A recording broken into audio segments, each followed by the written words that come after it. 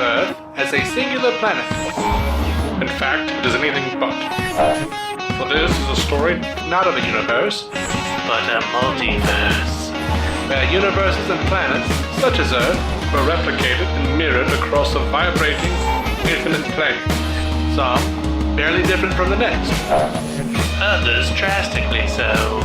This is DC On Screen. Every week, Dave and Jason talk about the multiverse of DC properties on film and television. But be warned, if it's been officially released, you can expect they'll spoil it. Welcome into DC On Screen episode 458. Woo. I am your host, David C. Robertson. Yeah. It's a lot of episodes, man. It is. Yeah, man. I am your host, David C. Robertson. This is my temporary guest co-host. I'm the coast with the most. Matt Carroll of the Marvel Cinematic Universe Podcast. What's up, buddy? Yeah, not much, man. Just happy to be here. Happy to be around talking some DC today. Yeah, man. All right, so for those of you wondering, here's what happened. What had happened was... Yeah, it's crazy.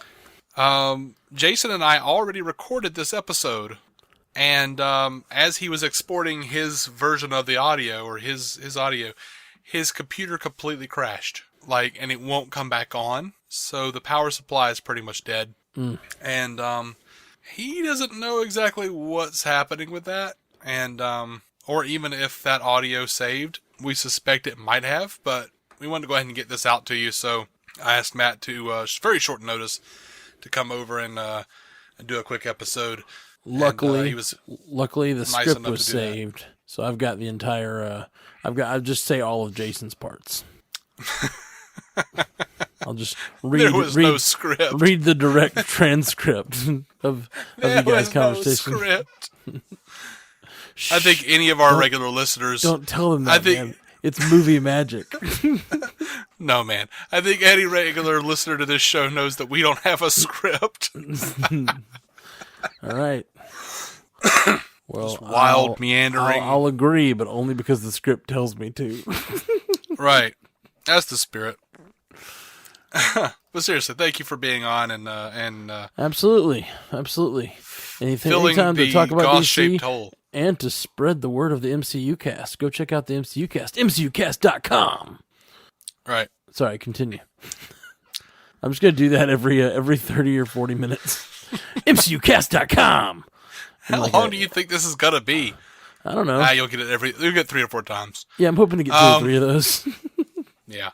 All right, so so I'm still sick, so I sound phlegmy and weird and awful, and I apologize for that.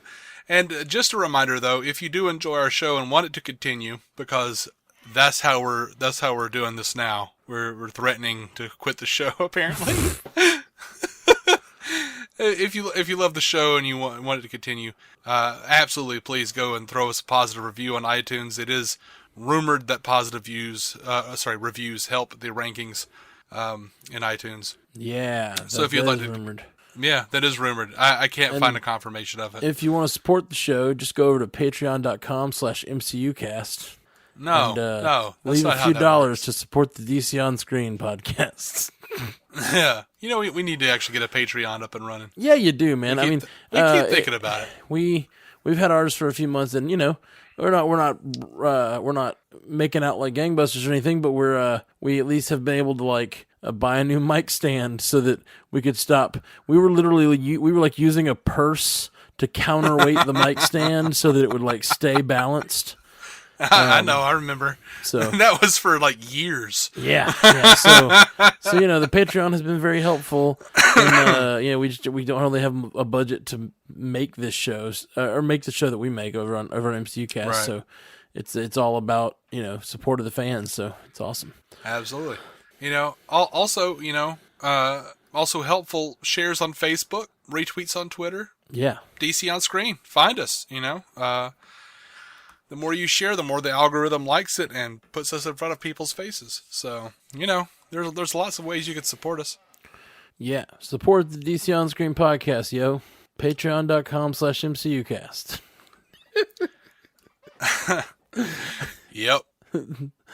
Sorry. That's very much just straight an old joke from it's very similar to a joke they did on the Nerdist podcast for years. You listen to the Nerdist podcast at all?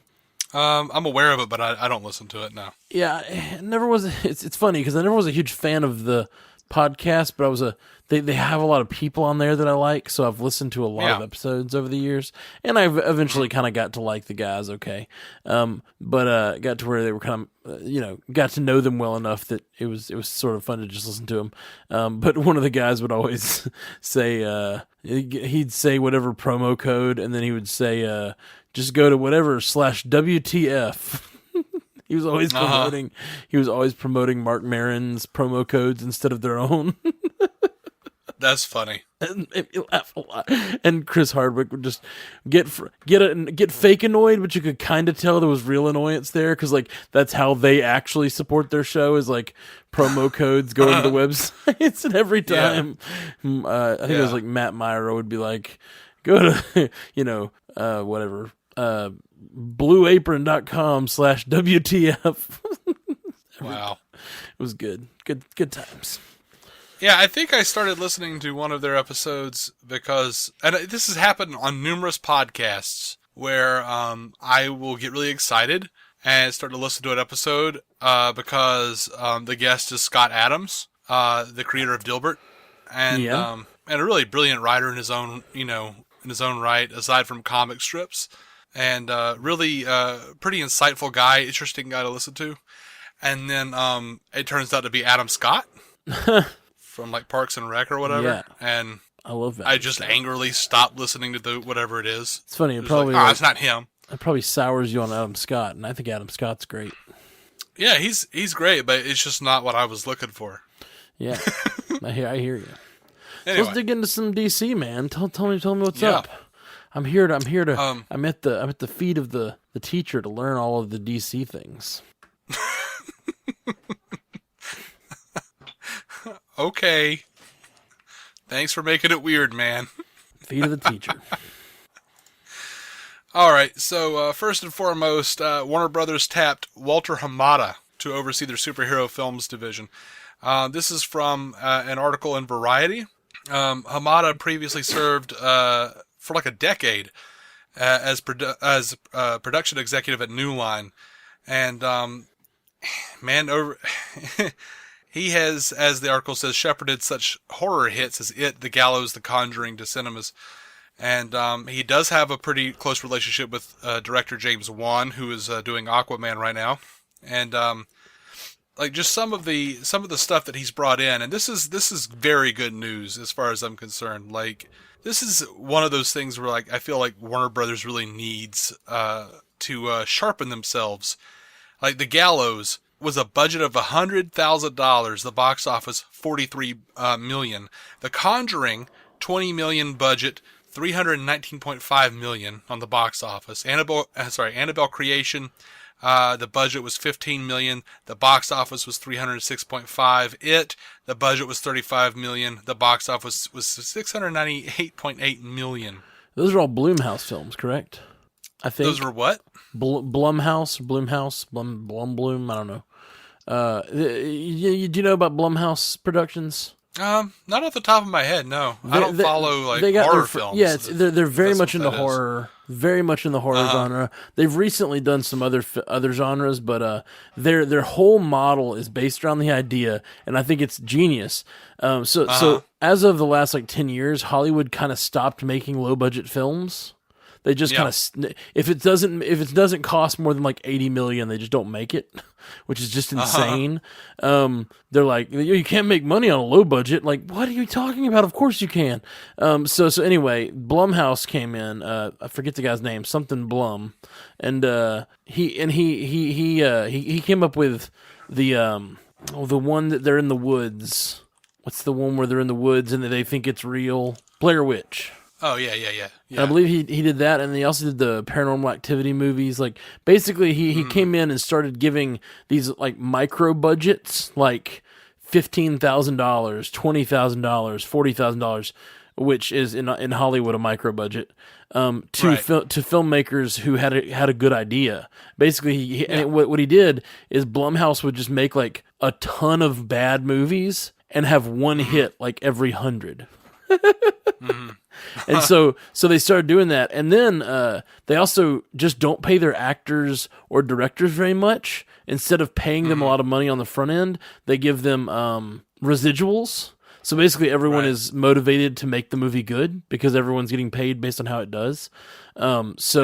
It's really interesting.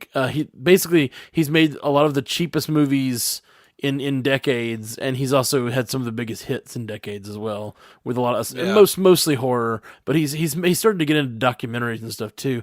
I want to say like The Big Short might have been one of his. I don't know.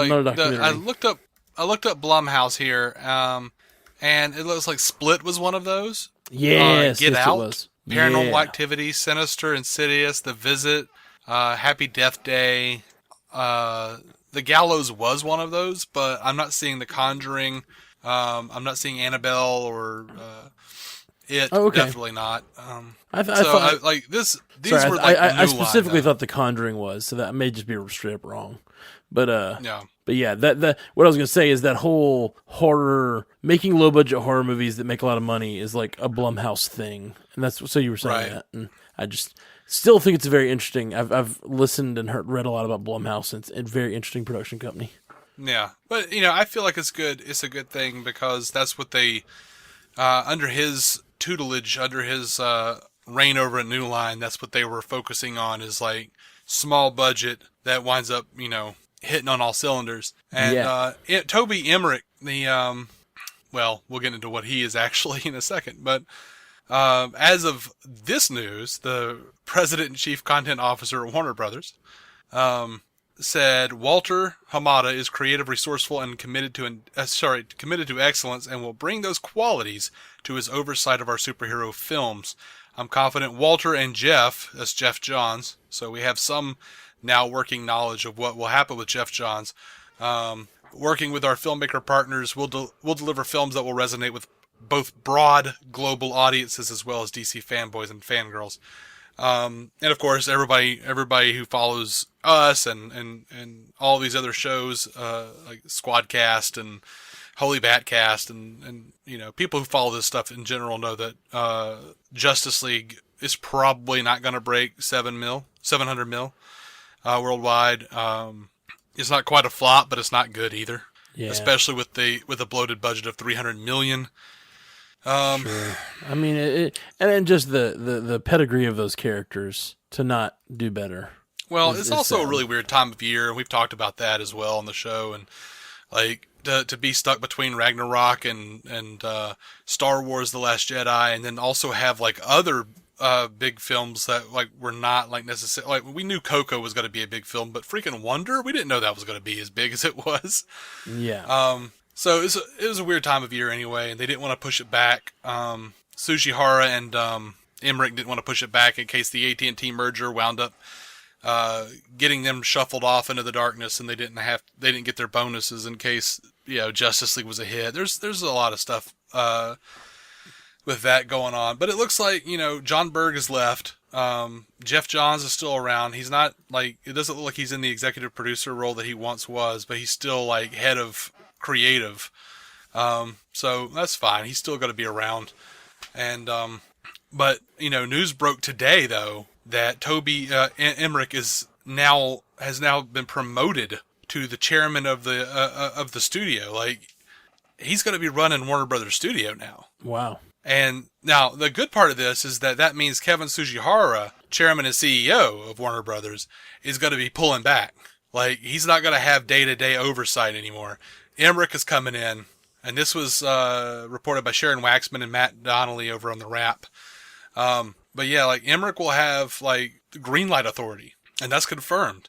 He's going to have decision-making power to put the movies into production, and I think a lot of that is because of it and a couple of these other like same deal here with Annabelle Creation and all that stuff, the Conjuring movies. I think he's gotten himself a lot of status here, and it's interesting that they're doing so much with some of these people, that's Walter and this the second person, both came from the world of horror to come over to the DC films. I think that's interesting. Well, I think it's kind of perfect in a lot of ways. Not necessarily in tone. I mean, I don't know if you're the guy that did Annabelle Creation, David Sandburg. No, he's the director of Shazam. Okay. He also directed Annabelle Creation. Okay. And he's a horror guy. Right. But he's doing like this like really like poppy light superhero Shazam, who's a kid who, gets powers from the wizard Shazam and becomes Captain Marvel, though they won't call him that. Dude, he is hilarious. Like his like his Instagram account, his Twitter account. I'll talk a little bit about this episode, but it's been ongoing for months. Like where he's hilarious. He just puts like really funny stuff into his Instagram accounts. He seems to have a really good take on at least the tone of that kind of character. So I don't know. I think it's interesting that they're pushing towards directors who know how to kind of pull the best out of a very niche genre film and make it have wide appeal. You know what I mean? Sure.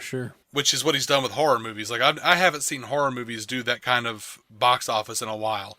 Yeah, like, I wonder. The thing that scares me about that, and I was just talking about all the Blumhouse stuff. A lot of their philosophy is to make cheap movies. And I don't know that this is the case with New Line. I just was reading an article about New Line, how they were doing similar stuff to Blum, but a lot of their philosophy is to make a lot of movies and see what sticks, kind of thing. Right. And I don't want to see that. like, I like that. Which idea I don't feel like some of these directors be able to make good stuff out of not known properties or whatever.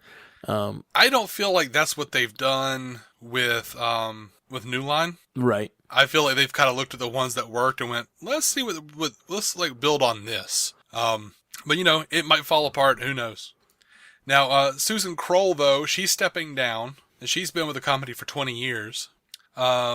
She's going to a production deal of some sort. But yeah, this is just real weird, man. And I'm glad for Kevin Tsujihara not to have the kind of authority he did have. Or I'm glad that he still has the authority. I'm just glad he's stepping away because this is the cat that, ordered Justice League at a 2-hour time, ordered Dawn of Justice 2.5 hours instead of the 3-hour Ultimate Edition cut. It's just for me, it's like, it's not even that. It doesn't have to do about making that order. It's just when he made that order. Like I could even get behind, like if someone came to a director and said, before we start making this film, before you script it, I want you to know it's going to be a 2-hour movie. That could be an actually really refreshing thing because movies since the Lord of the Rings have gotten longer and longer, whether they need to be or not. And I could see like having success with like, let's make a fun under 2 hours adventure story with a superhero. But the fact that they kept changing things on the creative team and not letting them succeed with the parameters originally given, it's crazy. Crazy. Yeah. Well, they like to keep up the idea that they're a director-driven studio, but they're not. Sure. don't they all? They say they are. I mean, yeah. But yeah. Blair Rich is becoming the president of worldwide marketing. He's reporting directly to Emmerich. Ron Sanders, who was the head of home entertainment, has now become the president of worldwide distribution, reporting to both Emmerich and Tsujihara. And they're doing all this because this big AT&T Warner Brothers merger, which of course the Department of Justice is trying to stop. They're saying it'll never happen, and it's going back and forth. That's going to be annoying. Like all of that. They don't know what's going to happen, basically. So this might all just change in the number of months, just a few months. Right. Yeah. All these industry shakeups. I don't know who any of these people are, and I don't even fully understand their positions. I do like the fact that there's some shifting going on over there because I just, you know how I feel. How I feel. I think the DC could just be doing a better job, and I want them to. I want DC to do so well. Every time a new one comes out, I want it to be great. And I think at this juncture, most of us have a great deal of frustration with how things have played out. Yeah. Yeah. I don't think anyone's happy. Anyone that knows what's going on really, or like is informed. And that's actually part of the problem is like, they're kind of part of the issue is that they're letting all this stuff seep into the news so much. Like if I mean, and it's a mustache gate, for instance.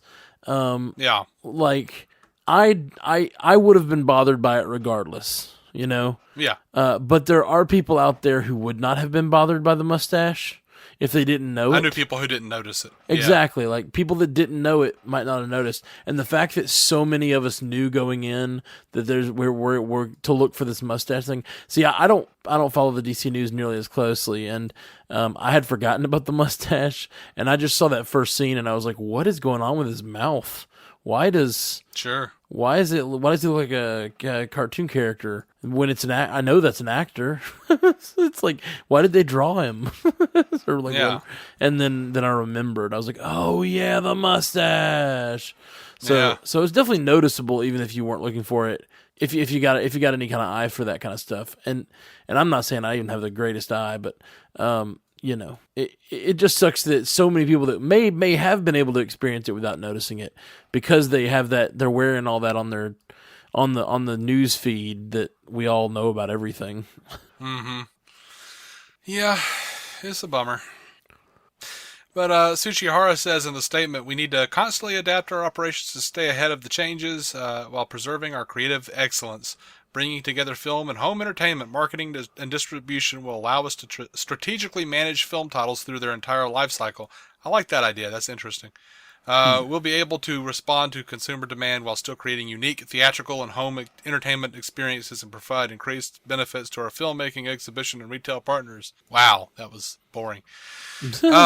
So yeah, maybe this is a good thing. Maybe this is a sign of good things to come. I hope so. I mean, like I said, any kind of shakeup over there is probably a good thing right now. Just fingers crossed. I just wish they would. I just wish they would make decisions a little further out, like, and then let those decisions lie and not be so responsive to how the last movie did or whatever. You know, I just want it to go better. Which I think they're doing that to some degree. Like, you know, they're like, yep, Wonder Woman 2 is coming out. We're doing Flashpoint. We're doing, you know, Suicide Squad 2. They're right. They've been pretty, like, it's just we're still going forward. It's just that at this point they're like the studio that cried wolf. I feel like I've heard about like 20 or 30 different films that they've discussed or have kind of announced, or we're in talks to do this one. We're looking at this one, and I'm just like, I just need you to make some good movies. That's all I need.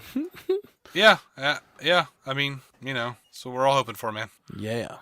All right. So, the Amazon of Germany has Justice League listed in a variety of formats, and there is a version that's 135 minutes long. So that looks like we will be getting an extended cut of some sort. You know, a lot of people have been wanting the extended cut, but it's probably not going to be the Snyder cut that all these protesters and whoever wants, the people with the petitions, because this would put it at 2 hours and 15 minutes. Theatrical version was 2 hours. It's probably going to be an extended Joss Whedon, Zack Snyder version, from right before they said it can only be 2 hours. They have released the date for the digital release. It's going to be January 30th on iTunes and I would assume Amazon. So now we can have truly HD comparisons of Cavill's bad mustache CGI for Facebook. Do you think they'll do Facebook newsfeed? Do you think they'll do any work on that for the DVD release? I don't think so. Just seems like you don't want people at home. Like you get all these people on the internet now. Once you get a DVD release or whatever, they can easily take that footage and manipulate it and throw it online and talk about it and show it. And it's just like, you just don't want to do that. Like, spend a couple months, like, give somebody a budget to fix that stuff. That's what I would say, but, you know, if they are doing it, like they had a couple months ago, shortly after the movie was released, there was an AMA or something where it was something on Reddit where this guy was saying that he worked on Justice League or whatever to some degree, and he, unequivocally said no, there was not going to be any new any new work on the CGI. But he seemed burned and annoyed by all of it. So, you know, Who knows? They might look at the backlash and be like, "Hey, mess with it, guys." Fingers crossed on that. So a new website has sprung up. It's called forsnydercut.org, and it's this. I think her name's Fiona Zhang, maybe Zhang something. She has talked to some length with Zack Snyder. She's really trying hard to get this Snyder Cut released. And now, I looked at the website a few days ago. They were saying it's a little over 5 days, and now I went back today and it's like 6 days and some change. And I'm like, all right, well, I don't know. Maybe the site happens, maybe it doesn't. I don't know what they're planning on doing. Sure. Like there's a YouTube a person that's on YouTube. It goes by It's Mo, ITZMOE, and they tried to start a protest. They were going to protest outside of Warner Brothers, and in their headlines they were like, they're planning, Snyder people are planning a huge protest. And this person, to their credit though, said, don't bring any signs. I have the hashtag release the Snyder Cut sign, and that's the only sign we're going to put in the photo. That's the only sign we want. Don't bring any shirts or signs insulting WB or Joss or anybody. It won't be allowed in the photo, etc., etc. But, I looked up, I woke up one day and I had a notification because, I work nights, and I woke up about noon and looked down and I saw that there was an update from Heroic Hollywood, and they're like, hey, check out the protest for the Zack Snyder thing. And I clicked on it and it was 13 people. That's no good. That's a tiny protest. I just think that in today's world, with all the things going on, no matter how you feel about all the stuff going on in the world, all the politics and things, I feel like it's really hard to get people out to go like protest anything about a movie. As much as we all care, we're all kind of keyboard warriors about this stuff, and we all do care, and we'd all like. I'd like to see a Snyder Cut, sure, just out of interest, if not because I think it'd be better. Yeah, I'd just like to know the difference. But I'm not gonna go and protest. Yeah, I just feel I'd feel stupid protesting for something so trivial. Yeah, it's not trivial to Snyder, I'm sure, but at the same time, I personally, and I've said this on the show before, I personally don't feel like we'll ever get that Snyder vision, because I feel like the vision was corrupted when BVS tanked critically. I feel like they went and changed his vision. For sure. He was, prepping for the movie then. Oh, yeah. And then now purportedly he has this cut that Jason is sure doesn't exist, but I'm pretty sure it does.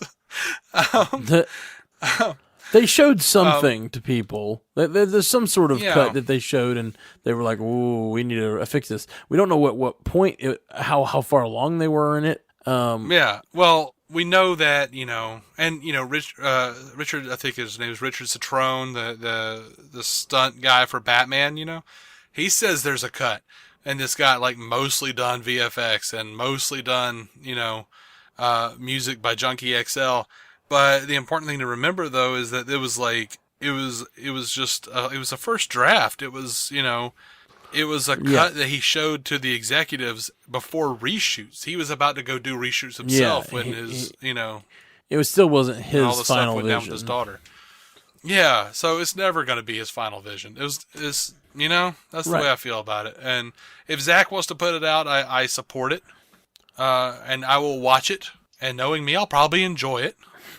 I'm not sure that suits Warner Brothers at this point. Like, I think it suits them to put the movie out and see what happens on Blu-ray and DVD, because I feel like Justice League is probably going to have a second life, or even if you want to go that far, a first life on DVD and Blu-ray, because of all the people who don't keep up with any of this stuff and have said to me like, "Oh, was Justice League good?" I still haven't had a chance to see it because of Christmas and everything. Thanksgiving, Christmas, I just haven't gotten around to it yet. Right. Just so many people in my life who love this stuff. I just haven't had a chance to go check it out yet. I think a lot of it was a really bad time of year. And no, it's not getting the repeat viewings from fans because, a lot of the Snyder fans are pissed. I don't know. It's weird. Yeah, it's just the whole thing's a bummer. I mean, that's probably the difference between that 700 million movie and that $1 billion movie is that 30% of people go back and see it a few more times. It really is the quality. Mm-hmm. And at this point, you've got such a bad taste in your mouth from other similar problems that similar problems with BVS and whatever that you're already going to have a reduced following. And I think there's a number of us that even if we don't like them, we're still going to see them. Like me, I haven't really liked much that DC's done. And I've still seen every one of them on like opening night, but if it's not good, I'm not going to see it again. If it's good, I'll see it again. I'll see it 3 or 4 times. So I don't see anything 3 or 4 times. The last movie I saw that many times was Guardians. I saw Guardians like 6 times in theaters. I don't know. I can't, with all these movies, I can't afford to keep going to the theater. Right. I just can't. I just can't do it. I hear you, man.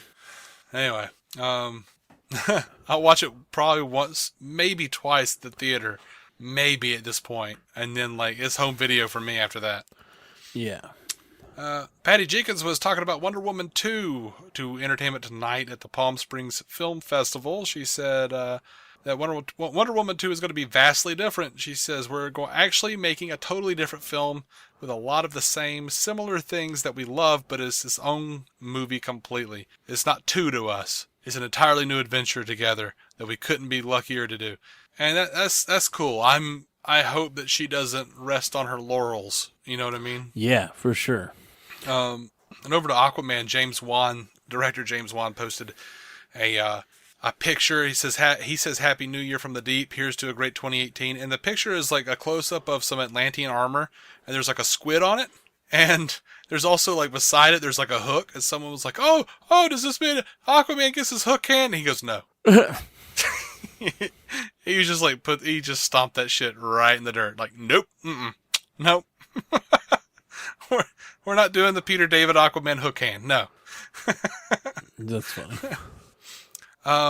He also James Wan talked briefly, in USA Today about, Black Manta's, motivation for the Aquaman movie. He says his motivation is very primal, that classic revenge story. I love the simplicity of that human drive. So, good news, folks. Black Manta's gonna be Black Manta. He's gonna be looking for vengeance. Nice. I don't know anything about Black Manta, so... Yeah, there are a few different versions, but basically Black Manta, there's most versions seem to go in the route of Aquaman accidentally kills Black Manta's father, and Black Manta or Black Manta's father had some dealings with accidentally killing Aquaman's father. There's tension. Yeah, it seems like there would be. Yeah. People go out around accidentally killing everybody. Yeah. They're just like the klutziest people ever. Just damned Atlanteans accidentally killing everybody. Yeah. Just tripping over. Well, I'm sorry. It wasn't my fault. I tripped over something. We float. We don't even walk. I'm sorry, man. But when I tripped, I went, "Avast!" It was a very, very unintentional murder that happened. I mean, that's a coincidence, It's one thing if you have like lots of bad blood in the families and 2 people have killed, I killed your father, you killed my father, da da da da da. But it's really a coincidence if you just both accidentally murder your. Yeah. I'm not sure one of those was accidental, but Oh, okay. Oh my gosh, I can't keep track of all the Aquaman origins. I just can't. It's hard enough on with characters I readily am interested in, and up until the last few years, I haven't really been that interested in Aquaman. Yeah. I thought he was cool in the Grant Morrison JLA run and the Peter David run back in the 90s, but I didn't get like all deep in there and shit, Like I was just like, oh yeah, he's got a hook hand, he's kind of, yeah. Hook hand. It's like DC's Wolverine. It's way less claws. Just a hook. That's all he needs. All right. So, David Sandburg posted a picture of himself with Zachary, Levi, and a dog on his Instagram, and it says, in other news, here's a good boy, he's going to be in Shazam. Also pictured a dog. Say again? Sorry. What?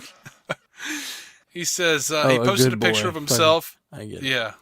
I get it. Yeah. He's the good boy. Yeah. Sorry. Right. And Zachary Levi also, he was asked if he had seen the Shazam costume, and he wrote, yup. I'm excited about Shazam. It seems like it'll be cool and different. I'm getting there. Like, I really like David Sandburg, and I really like Zachary Levi. What has Zachary Levi done? He was the main character in Chuck. Oh, yeah. I liked him, too. And in that. He was also Fandal in Thor the Dark World and in Thor Ragnarok for about 2 seconds before he got a knife to the belly. He was one of the Warriors 3. Oh, yeah, I kind of forgot he was in. I forgot he was one of them. I remember that now, but he's in under so much other stuff. I totally forget. Yeah, he's under so much Oliver Queen makeup. Oliver Queen. Yeah. He just looks like the comic book version of Oliver Queen. Okay. Nice. He's got the Green Arrow goatee and everything. All right, so Faithe Herman from This Is Us, she's been cast, and they're not saying who she's playing in Shazam, but we're pretty sure she's playing Darla Dudley, one of the kids at the orphanage that lives with Billy Batson. And if it goes along with the comics, she'll be part of the they probably won't call it the Marvel family, but one of the Shazam family, because all of the kids have powers. Interesting. I didn't know that. Yeah. Is The Rock still attached as Black Adam? Yes, but not to the Shazam movie. Oh, as in he's not going to be in the Shazam movie, or as in? That's what I hear. Interesting. That seems. They're saying like either. There are rumors that he might be a part of Suicide Squad 2, that he might actually just have his own movie. There are a lot of different little rumors going around, and I don't know. A lot of stuff is like quote unquote in development. Right. Yeah. Speaking of not really knowing what the hell's going on, Ben Affleck was talking to the Daily Saba, and it says, in reference to being Batman again, whether he will or not, he says, "For me, it's interesting, and I always evaluate this stuff on the merit of the material. I want to direct a Batman movie, and I never got a script that I was happy with, so they're starting over and writing another script, and right now I think a lot of different possibilities for the way the DC Universe could go, and I will just follow my interest in pursuing that. And I know that I love working with this group of people, and it was a real joy for me to make this movie." No. So he's basically saying nothing. He's on the fence. Yeah. He doesn't know. He says they'll evaluate the material. Is this, and I get that. Obviously, you're not going to commit to a movie that, I guess he's not under contract anymore as Batman? No, I'm pretty sure his contract is up. Wow. He's with Justice League, he's fulfilled everything. That seems like such a short contract. Just in today's world, when you're trying to, in today's world, after Marvel's been doing what it's been doing for so many years, like, it just seems like these kind of films would just be like, all right, it's an 8-film deal. Yeah. Some major parts, some minor, like in Suicide Squad, but you're going to be in a bunch of movies, dude. Yeah, he probably, Ben Affleck is a big star. He's That's won true. Oscars for his directing. They probably couldn't get him for more than 3 movies. Yeah, it's hard to get a commitment. And then once if people love him as the Bat, and he's been saying a lot of things about, seem sort of negative toward being Batman again, but the fans love him as Batman. Yeah. I think the best thing he could do is stick around and like finally get a movie that's, I really wish we'd gotten the Batman, the Affleck directed and starred in Batman movie. It's a lot of work, and I don't know that anyone will ever take on that task. But I was excited to see it because I think his directing work has been very Batman worthy. And his and I love him as Batman as an actor. So I think I wish that had happened. I'm sad that it never did. I can understand why I wouldn't. I mean, especially after Live by Night got pummeled, and he directed and starred in that, and people were already throwing up throwing out the gauntlet of like, oh, see, this is what happens when you direct and you try to star. You can't do everything, Ben. Right, but he's done it. He's done it before and done it very well though with Argo. He has. He absolutely has. Gone Baby Gone. Yeah, I think he was in that, wasn't he? I think he was in it. Did he write and direct that one though? I thought he directed it. He may have. I don't recall that. Good flick though. I hear it's great. I haven't seen it. It's good. It's good. It doesn't go where you think it's gonna go. It really surprised me where that movie. Are you talking about Gone Baby Gone or Gone Girl? I don't know. Because Gone Girl was, I think, David Fincher. I think I was thinking of Gone Girl. Because that's been that's been the Affleck, one with his right? wife. Yeah. Yeah. Gone Girl is the one with his. That's the one I was thinking of. Yeah, that's David Fincher. Yeah, that was. Yeah. What's Gone Baby Gone? Look it up, man. Does that even exist? Are you lying? Yeah, it exists. Are you lying to me? I'm not. Yeah, I have no idea what this is. It has Casey Affleck in it though, so yeah, that's probably what you're talking about. Yeah, don't know what that is. I was thinking of Gone Girl. All right. But Argo's a great example. He did great at directing and writing. That's the one I brought up. Right. So speaking of the Batman, on Jeff Goldsmith's Q&A, the Q&A podcast, Matt Reeves says that he is currently outlining. He says, I have the story worked out and I am outlining. So, that's going along. At least we know he's still working on it. Yeah. Now, here's the thing, and by the way, before I move on, for the record, Jason did say that he felt like Ben Affleck was going to stick around for the long haul on Batman. You think so? On this episode? Or he thinks so? He thinks so. I think it's very possible that he will. I think he's a little burned. It seems like he's a little burned, or he's just doing the thing that a lot of actors do. I mean, Daniel Craig said he was not coming back for more money. Yeah, positioning for more money, exactly. Yeah. Daniel Craig said he was not coming back for a Bond, and he was just announced he's going to be Bond in the next Bond. So sure, it happens all the time, and so Affleck hasn't even said no yet. So I'm going to be Bond again. How can we believe you? My word is my bond. I'm so sorry. That's pretty rough, man. That's pretty rough. No, I think I'm tired.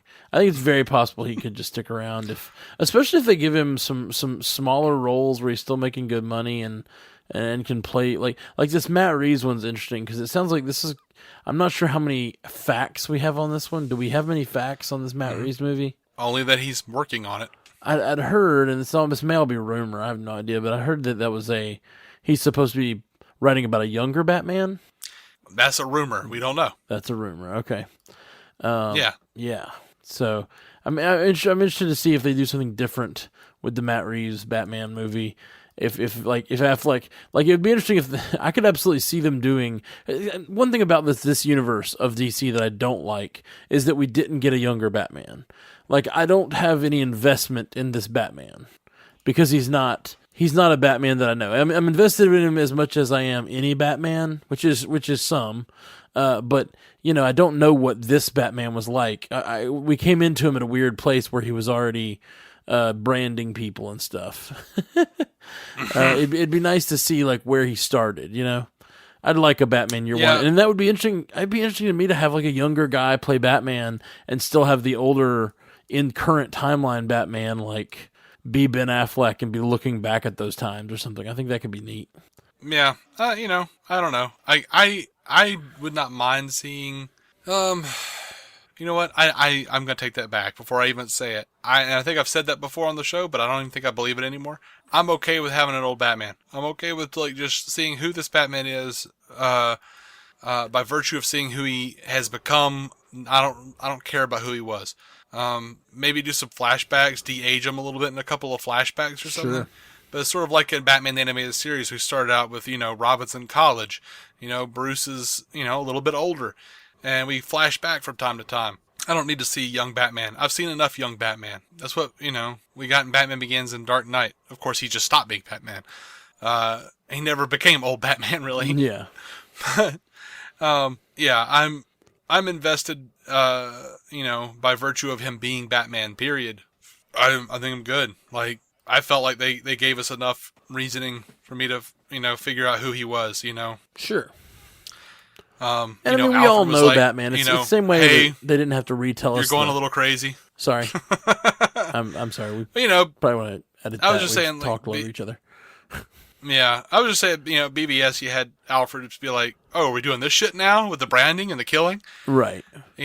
So clearly that was a thing that he didn't do before. Yeah, clearly it was new. And we got that, Robin had died. Sure. And now Superman comes and is killing all these people. It's just with Zod. It's not that I need it. It's not that I need it for the sake of knowing who Batman is. The reason I want it is just because I want it. Like we got the older campier Batman stuff from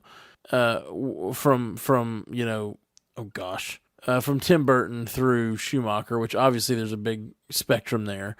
But we got that was all a little campier and a little newer to. It's just a little different. And then we got the super realistic in Nolan, which I mean you could argue with me on that, but the attempt at super realism, the attempt at super, just making it very realistic. Yeah. And now we're in a time when people are a lot more accepting of just comic books being comic books and telling the stories from the page. And I'd love to see this. I'm sad that we missed out on all those younger Batman stories. It's not that I need it to like understand the current Batman. It's that I am sad we never saw more of. We never saw. We still haven't gotten a quintessential Batman movie to me. Right. Nothing has matched the animated series in its Batman-ishness. I would agree with that. But then, I also enjoy just like, I almost don't want to go back. Like, I don't want to go and see what it was because, like, I enjoy little quips from Alfred, like in Justice League, where he's like, one misses the days when, all we had to deal with was exploding wind-up penguins. Like, yeah, all right. Yeah, totally. I like to be able to imagine that was a thing. Yeah. It's interesting in this world to imagine that was still an issue, like exploding. I don't know. It's just like I just don't have a context for it. I don't know. And now I'm getting Gotham where they're like slowly working towards it. Yeah. All right. So here's the thing. This a hefty no from Jason, a hefty no from me. Lindsay Lohan wants to play Batgirl. Oh yeah, no. Absolutely not. You know what? She tweeted. Who knows? You could have said the same thing. I would have said the same thing about Robert Downey Jr. Probably like right before he played Iron Man or whatever. Like, yeah, she was a good actress when she was younger. She got real drugged out and washed up, and who knows? Maybe she'll get that like redemptive arc that we've seen in so many other actors and actresses. But I'd like to see her do some smaller work first. Without driving the director mad and having them say that Lindsay Lohan is the worst person they've ever worked with, because that has happened. Yeah, I've heard that. And she's no Alicia Silverstone. Oh God, come on, man, don't do that. I say, and that's funny because like the first, like when I recorded this episode with Jason, I brought up the fact that I think that her reputation precedes her. I feel like her being the, party girl, DUI getting, not showing up to court problem is going to like, overpower the Batgirl role. And, she tweeted out, retweet if I should star in the new Batgirl movie and tell Joss. And I love Barbara Gordon. I love Batgirl. Like, yeah, one of my favorite characters in comic books. And Lindsay Lohan just, nah. Like I said, people might be like, what about Robert Downey Jr.? Like, and I said that in the first version of this episode that won't ever air. Sure. But, Robert Downey Jr. is actually a good actor, though. Like, Lindsay Lohan hasn't been, like, solid in a really long time. No, I agree. Maybe that's because of drugs. I think she was good at a time. There was a time she was good. And I'm not saying it's it wasn't very long, but she was good at being mean in Mean Girls. Yeah, she was great in Mean Girls. And but Batgirl, not Bat Burnout. She was good as a child actress. I think she was fine. She was fine, and she's probably better than most for like the kinds of movies she was making early on. Mm-hmm. But Parent Trap. Yeah, I mean, honestly, I love Parent Trap. For a kid actress, she did great. But she has not proven that she's back. And who knows? Maybe she'll get in front of some director and writer and like prove them prove herself, prove to them that she can do it. But she's sure, not done anything to warrant that in my mind, at least. Right. She's not come into my casting room and impressed me yet. Yeah. Like, prove to me she didn't, like, wake up in a drug den, try to figure out who she was, and then, like, tweet that out. Retweet if I should star in the new Batgirl movie. Yeah. 2018? Oh, it's New Year's? Oh, let me, send this out. 2018 is going to be my comeback. Ugh. She already thinks she is Batgirl. Yeah. I'm a redhead, too. Snort. Oh.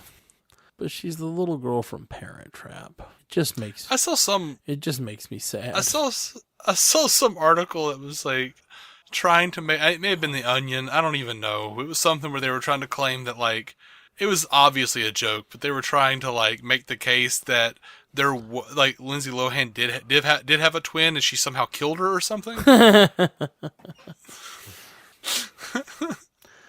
And they, like, covered it up. I don't know. Yeah, she's not a good actress. She's not playing two roles in that movie. She just had... Right. That explains a lot. Yeah. Yeah. So Margot Robbie was talking to THR, talked about something that I haven't really thought a lot about. And she says, you're about to be in a comic book film. Now here's the worst case scenario of how big and scary it can get. There's just all this stuff you learn along the way, like when you get the death threats.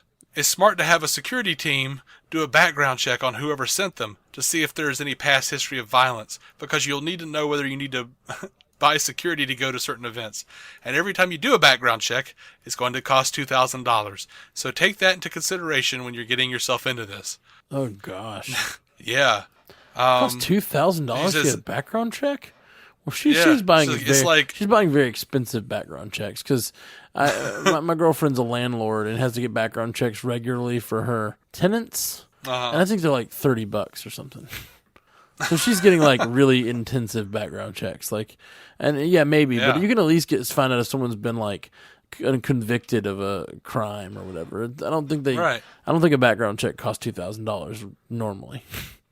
Maybe a Margot Robbie, like the escargot of background checks, cost that much. She says, and it's like, okay, that's a different kind of career, because then you need to always do a job that can financially support that lifestyle.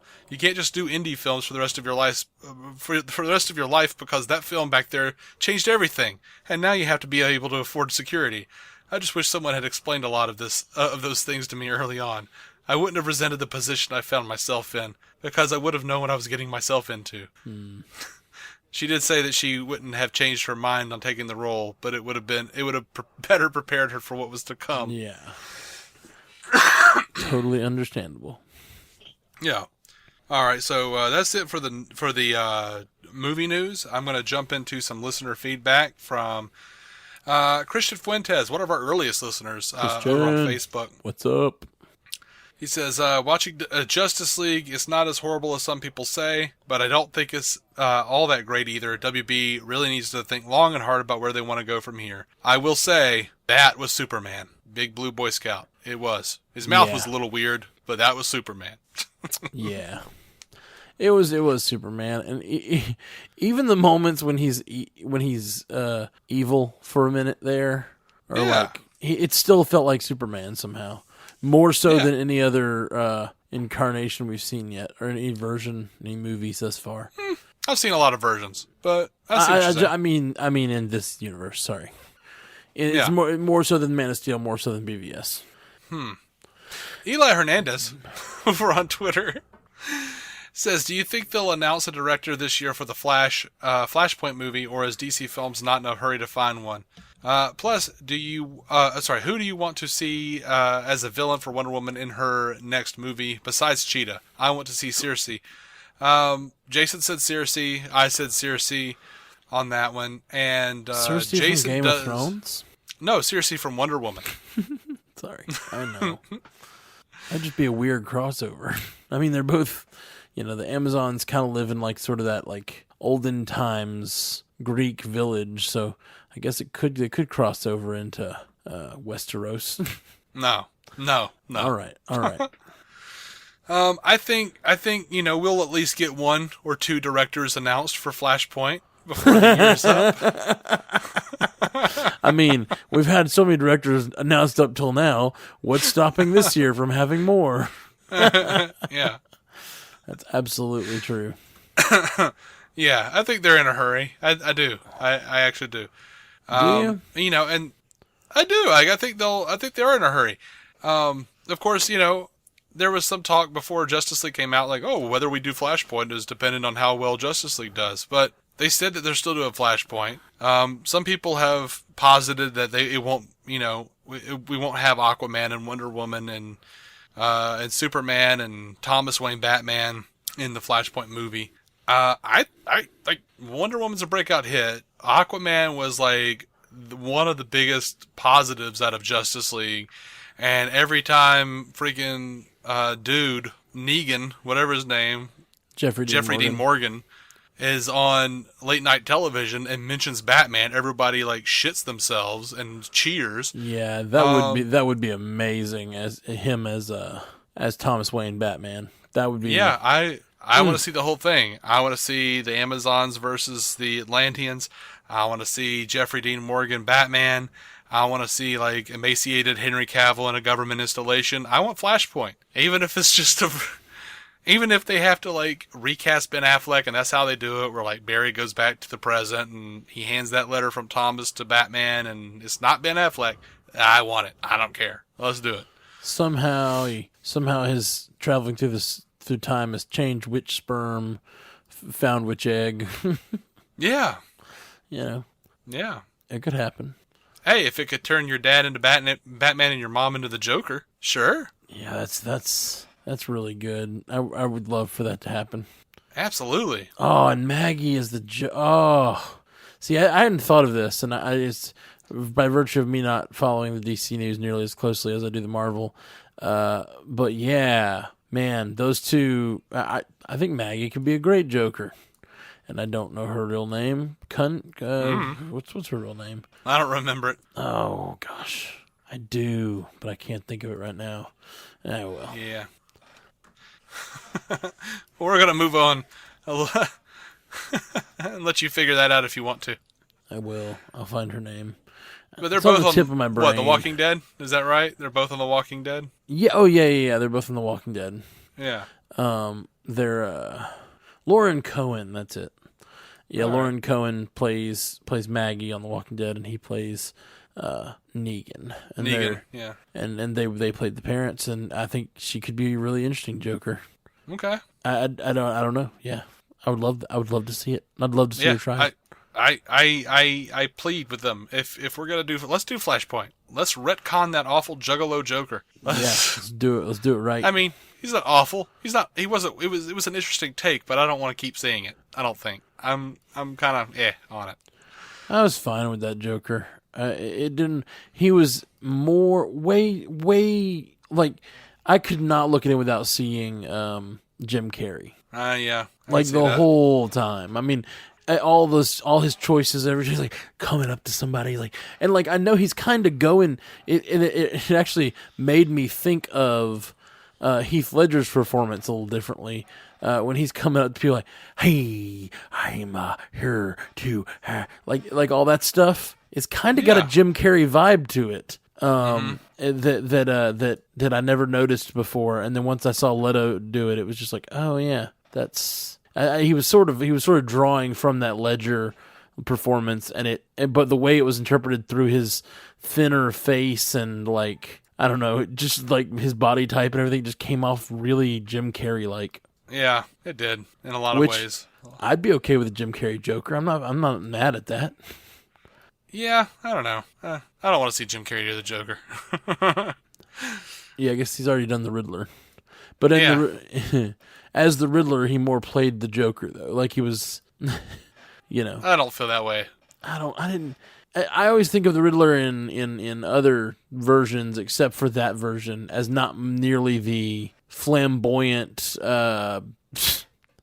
like spandex suit wearing, jumping around guy as I do. Like I don't know. I guess I think of the the Arkham games Riddler more than I think of those as the real Riddler. See, I just think of John Glover primarily. John Glover from the animated series Riddler. I'm having a really hard time remembering the Riddler from the animated series. I'm sure it would be in my brain immediately if I saw it. It'd be like, oh yeah, this feels like home. Yeah. All right, so Matthew Salvatore on Twitter asked a whole bunch of people, the DC Daily Drop, Suicide Squad cast guys, and us. He says, every time I hear Radioactive by Imagine Dragons, I think of Watchmen. Does that happen to anyone else, or is that just me? And I felt bad, because I said no. And Jason said no, but he is surprised. It sounds like a song that was written for in hopes that a comic book movie would pick it up, and it just didn't happen.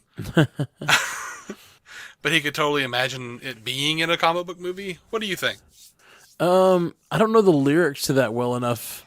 And I probably don't know the Watchmen well enough to I just know the movie to really. All I know from that song is radioactive. That's about all I got. So I don't know. I guess that's fair. I guess the answer is no, because I've never thought of that while listening to it, but probably because I haven't listened to it closely enough, and don't think of Watchmen enough. So not to say that it isn't a true thing. Have you seen The Last Jedi yet? No. There's a new Conor Oberst song.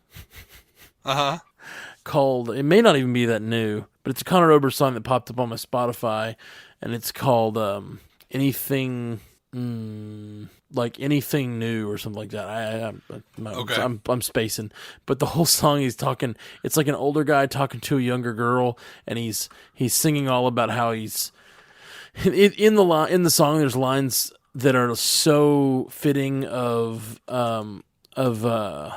Luke singing to Rey in the new Star Wars movie.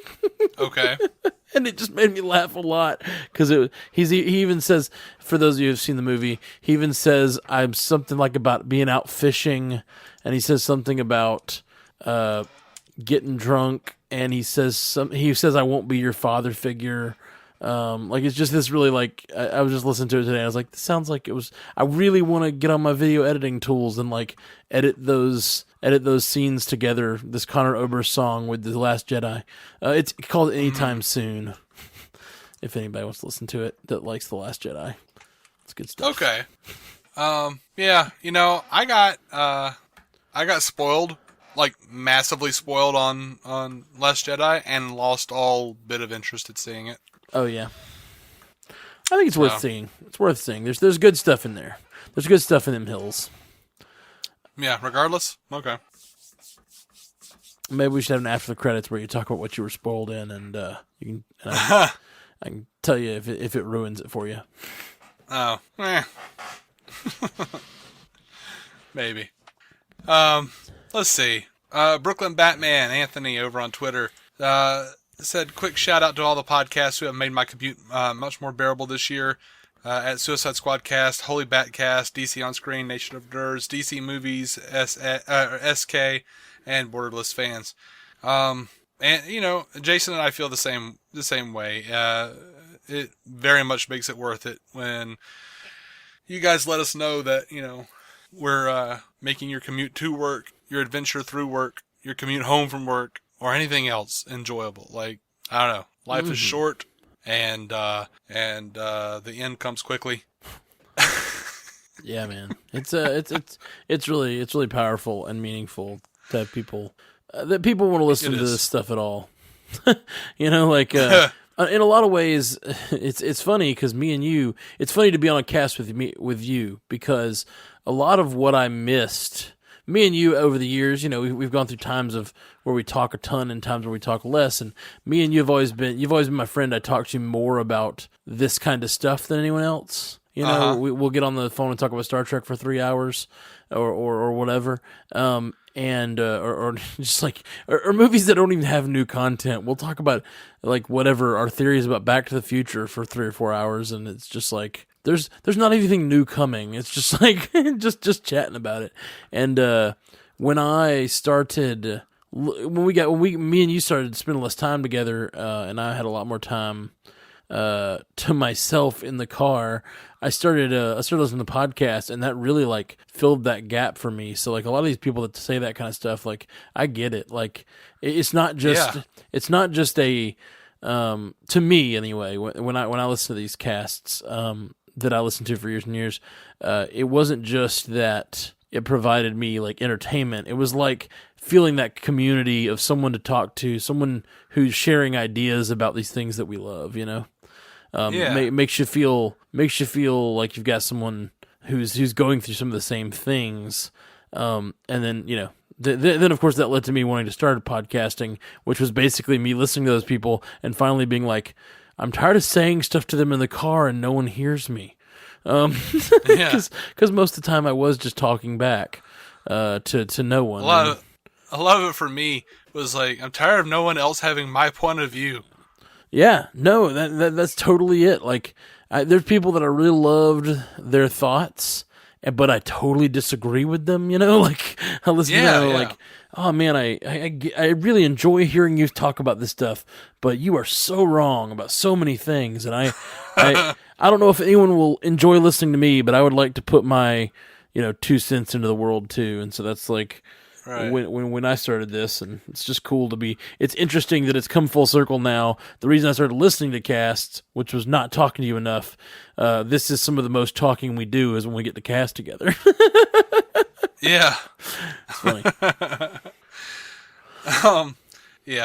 Moving over to Yoda Hugh. You know Yoda Hugh. I do know Yoda Hugh. What's up, buddy? Now Yoda Hugh, a few weeks ago. In response to something we said on the cast, pointed out that when Jason was 10 years old, Jason wanted to work for Microsoft. And Yoda Hugh said that one of the differences between him and Jason was that instead of wanting to work for Microsoft at 10 years old, Yoda Hugh wanted to be a mushroom or a tortoise. From the Mario universe? Nope, just a normal one. Okay. And I expressed a little worry on the show about that. And so Yoda Hugh wrote in and said, just listening to my mention on the last cast. I don't want to be a tortoise or a mushroom now. No need to worry, David.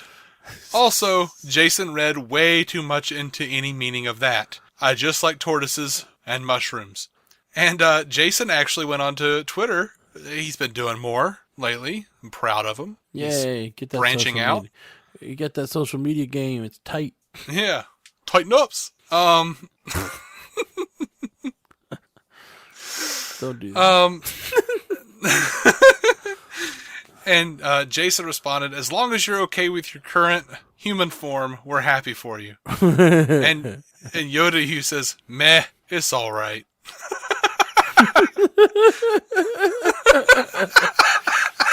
I mean, let's face it. Who's really happy with their current human form? Yeah, not me. He also goes on, and again, this is one of those where just like this, like totally brightened up my day. He says, listening to you guys brightens my day, no end. # no more petitions. And, I always love hearing that kind of stuff. You know, when I'm at the end of the day and I'm like, do I really want to work on the podcast? I see something like that and I go, absolutely I don't, but I'll do it anyway because I feel no, I'm just kidding. It doesn't change the fact that I don't want to work on Totally. Yeah. Totally makes it worth it. It does. So anyway, we are moving out of movie news. We're moving into DC TV news. If you haven't caught up, we will be getting a little spoilery, I'm sure. But if you're not following us to that, DC On Screen on Twitter, on Facebook, DCOnscreen.com for every episode for free. And you can also go over and click on the iTunes link and go give us that review that you've been promising. You heard him promise, right? Yeah, man. Yeah, that was a solemn oath before God and state. You guys promised you'd go and leave us a 5-star written review as a favor. Yeah, we heard it. We can hear you in the car or on the treadmill making your promises. where we all make our promises. All right. That was weird, man. All right, going over to DC TV. Gotham, Scarecrow is going to return to Gotham. And they released a character description that looks a lot like a casting call, even though They have Charlie the cast. Tahan has been the character for the entirety of the series. Yeah. Anyway, they released a casting call, male early to mid-20s for Jonathan Crane, Caucasian, after being dosed with the fear toxin, blah, blah, blah. Erratic, terrifying, psychopathic. He no longer identifies as Jonathan Crane. Recurring guest star, also appears at episode 417 and 418. So that's weird. I guess they're recasting him. Are they?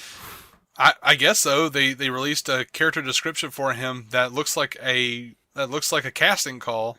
So okay. Maybe he moved on. Yeah. Also, there's still no premiere date for no mid-season premiere date for Gotham. We don't know when it's coming back. Over to the Arrowverse, CW president Mark Pedowitz was at the Television Critics Association's winter press tour on Sunday. He told Entertainment Weekly in regards to whether or not all of the DC shows were renewed. He says, at the moment, it's a little too soon. We're noted for announcing at the winter TCA that we're picking up shows. We just weren't ready to do that yet. A couple more weeks, and we'll probably get around to it. Probably get around to it. Probably get around Isn't to that like it. your whole job? Like, don't you have to pretty get around to this stuff? Yeah. I get I'm it. pretty confident, he says. I'm pretty confident we'll see them all back. Which doesn't sound confident at all. I think that sounds Mark. pretty confident. I mean, if you're not officially announcing it and you're sort of kind of announcing it, that seems like there's no major problems, or they wouldn't say anything at all.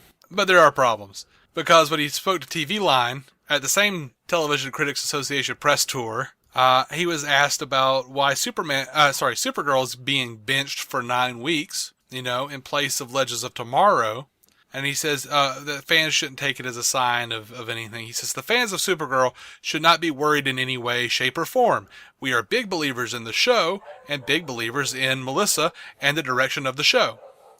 Pedowitz goes on to say, though, that this was partially due to, quote, production issues on Supergirl's part, which, by the way, TV Line is saying that's separate from the co-showrunner Andrew Kreisberg being removed from the show. But is also basically partially inspired by the Season 4 return of iZombie. He says, at the same time, we thought this is a good place to put Legends, knowing that iZombie would go behind it at the end of February. And then says it also allows us to extend into the summer to give us more original programming, which is actually a good thing for us. That all might be true. It just seems weird. I've never seen them do anything like this. The only thing that I've seen a network do that resembles this is when they take a show off and throw it on in the summer to burn off the last of the episodes. Yeah. So the way he's saying they're not ready to I think, and Jason agrees with me. I think that what they're doing is that they're waiting to see what the numbers look like coming back into the premieres. Yeah. And I think if they're not ready to at least cut Legends down significantly in episode number, because that show just constantly gets the lowest of the low ratings of all of the shows. I think they're probably going to cut Legends down a fair amount, and I think they're trying to burn off Legends more than Supergirl. But, that's me. I don't know. Maybe it's wishful thinking. Maybe they'll all be back. I would love it if all of them only had 13 episode runs per season. I do think maybe the quality would be better. And I do too. I don't even think the quality's bad. I just think, when you have 13 episodes versus 22, it's just you have can more hone time that to make story. good. Yeah, you can really you can take your time thinking about it. When I can't even imagine trying to write 22 episodes a year and trying to come up with those arcs and being like, where do we, you got to think of filler episodes. And if you had 13 episodes, so many times on The Flash, and I'm totally behind on The Flash right now, but so many times where I'm like, I'm really interested in this A story, the arc. And then I'm like, by the 22nd episode, I'm like, we're still doing that arc? That's still the bad guy? I feel like that should have been handled. I think, and this is definitely not to start a Marvel DC conversation. I think a show that's doing the 22 episodes well right now is S.H.I.E.L.D., because they've decided they've started dividing the show into 3 At least they did Arcs, this yeah. last season, and we're not sure what they're going to do this season. But last season they divided the show into 3 arcs, 7 or 8 episodes each, or 6 or 7 episodes each, and they just did like 3 very distinctive arcs. And it was like, Yeah. it was so refreshing. It was just like, because every 6 episodes you're like, man, I'm still super interested in this arc, and it's coming to its fruition. And then they start a new, brand new arc you can get super interested in. It was a clever and cool move last year. Oh yeah, I mean, and there's no argument here in this conversation about Marvel versus DC with Shield. Shield has been damn good the last 2 seasons. Like, Yeah. this season is phenomenal. It is like my favorite comic book show right now that's on. Yeah, for sure. It is super good, and I liked it more. I'm liking this season more than I liked The Punisher. Really? Now that's a big it statement. is. Man, I like it. Like, I like the alien stuff. I like the Kree. I like all the space stuff. Like, I think it's solid. It's really good. Yeah. It might not, like, overall be better than The Punisher, but, you know. I mean, it's great. I've Yeah. You know me. I love it. But The Punisher, golly, have you finished The Punisher? Yeah. The second to last episode of The Punisher, and this is like really going off track from a DC conversation, but the second to last episode of The Punisher was one of the best things I've ever seen in my life. One of the most emotionally evocative and like beautiful juxtapositions I've ever seen. It was just gorgeous. It was the main torture episode. And they did an editing technique that I've never seen before, and that just made that episode so emotional and just great, just amazing. Watch The Punisher; it was great. Just worth every moment to get to that episode, and the whole thing's great. But that episode is amazing. Well, I don't, we talk about DC a lot, and I don't really get too deeply into spoilers for Punisher here. Yeah, I mean that's what I tried to avoid. I will say this and leave it at that. I think exactly what you're describing is what I dislike. One of the things I disliked about the show, and maybe one of the reasons I don't think it's as good as S.H.I.E.L.D. this year. Interesting. We're gonna have to talk off air about this because I think it was Absolutely. one of the best and most evocative shots in the entirety of Marvel Cinematic Universe right now. Like was the first time he passes out in that. It was so good. But we'll get into that off air. Yeah, we will. All right. So there are plenty of costumes out there. I don't know if you noticed this, but they've had a lot of first look photos of costumes. Nice. Just everywhere. You can find Mon-El in Legion of Superheroes gear. Jesse Rath as Brainiac 5 and Nefessa Williams as Thunder from Black Lightning, if you're so inclined. They also have Saturn Girl from Supergirl in the Legion's gear. And I'll say this, though, and Jason saw where I was coming from. I'll say it again here. Everybody looks like they're from the freaking Matrix, and I don't care for it. Like, oh no, we're going back to the 2000s. Please no. Like, late 90s, 2000s. I don't want to see superheroes in black. X-Men 1 all over again. Yeah, you think, hey, Supergirl's supposed to be like, inspiring. Supergirl or Superman 1, whichever version they're using here, is supposed to inspire the Legion of Superheroes. I want to see the colorful superhero costumes that are in the Legion. Like, I want to see the Legionnaire costumes. I don't want to see Trinity and Neo. I hate Mon-El's costume. I can appreciate the little, like, references they're making to Valor. I don't care. It looks like crap. Looks like, head to toe black leather crap. And I don't dig it. And, I thought these shows were better than that. Yeah. These shows are supposed to be the shows that get that we don't mind watching colorful costumes. We actually like it. It's part of what we like about the whole thing. Life is short. And so it's like the third time you said life is short on this cast. Are you okay, Dave? It ends violently, Dave, are you okay?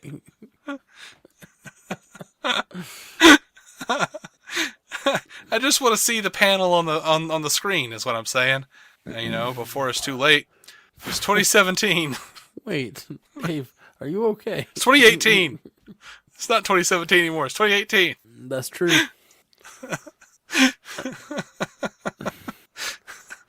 Anyway, yeah.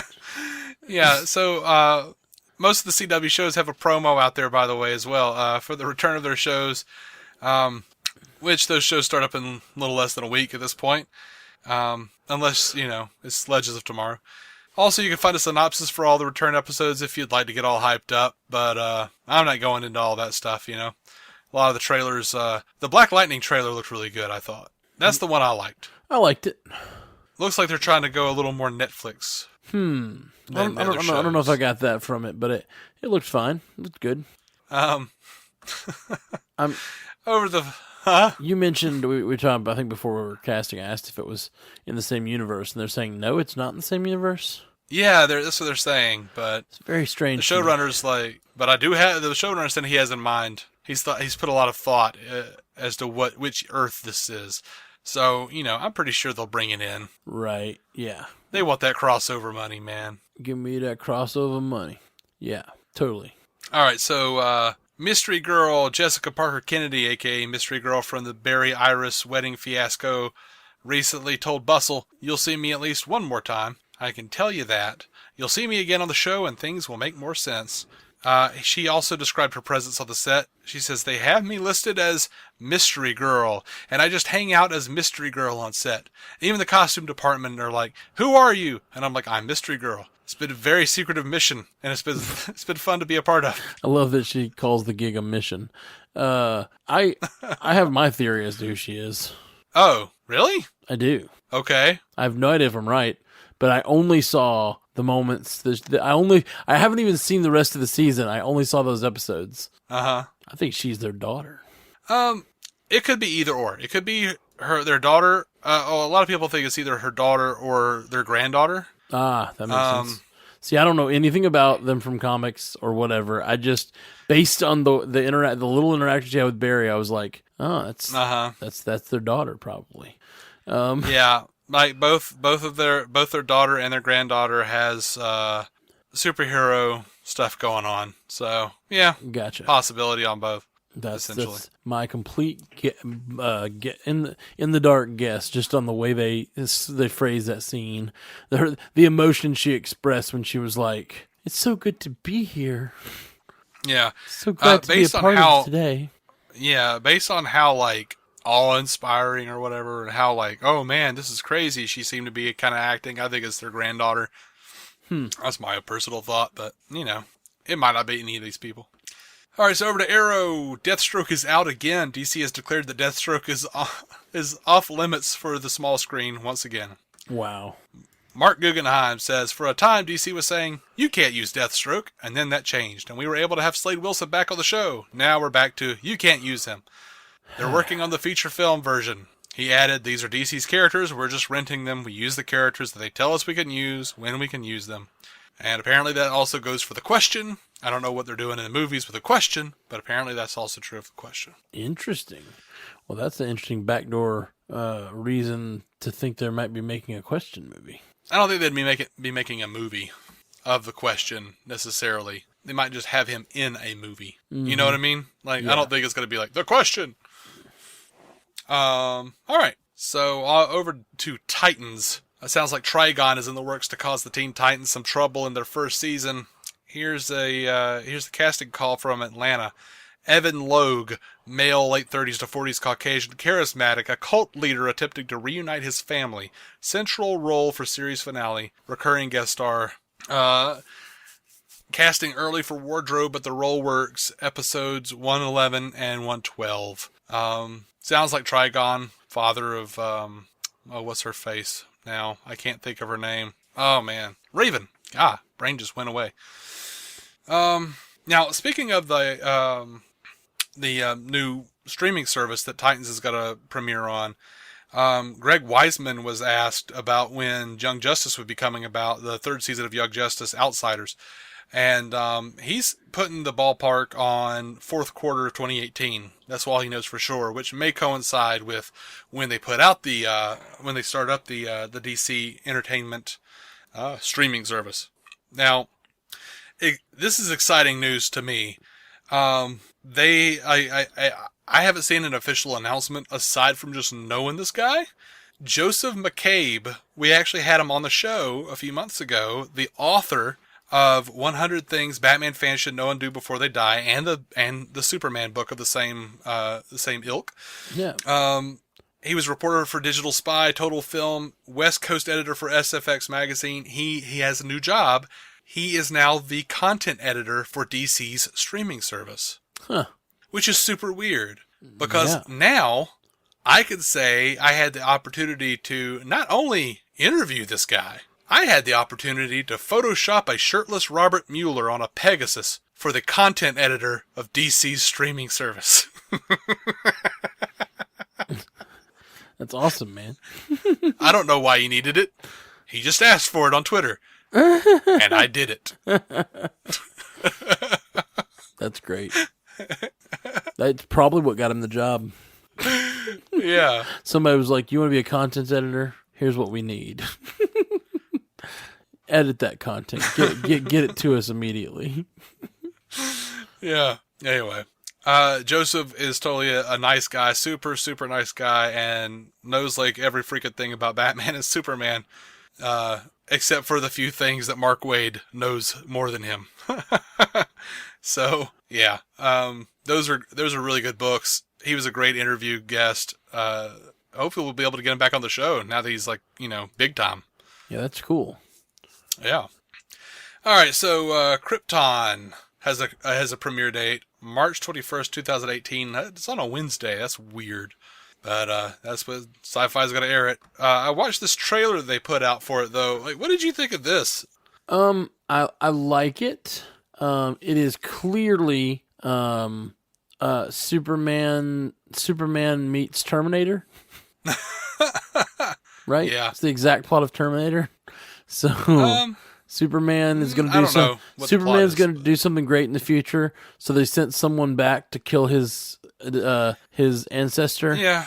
And now someone else has come back from the future to let the main character know. Who's the main character? It's his grandfather, right? Not his father. Yeah. Sejel. Yeah. So to let Sejel know. So Sejel is like our Sarah Connor. Yeah. So I will not think of the show in any other terms. You're gonna have to call him Sarah Connor for me. Right. I don't want to get into the Terminator thing because I don't want to be like, I don't know. I don't want to give Terminator any credit. I want to be like, yeah, it does sound like Terminator, or the things that James Cameron ripped off that Harlan Ellison wrote for The Outer Limits. That anyway.